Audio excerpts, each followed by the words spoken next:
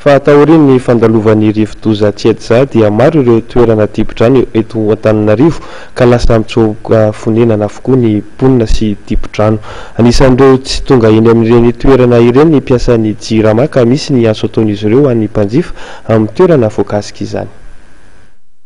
Misy filazana zay nandefanay navoakanay amin'ny gazety mpiseho isan'andro satria raha eto Antananarivo zany zao dia maro ireo faritra dibo-rano raha tsy laza fotsiny hoe amin'ny faritra atsimo andrefana Antananarivo zany zao maro ny faritra dibo-rano dia tsy afaka mandeha makeny zany ny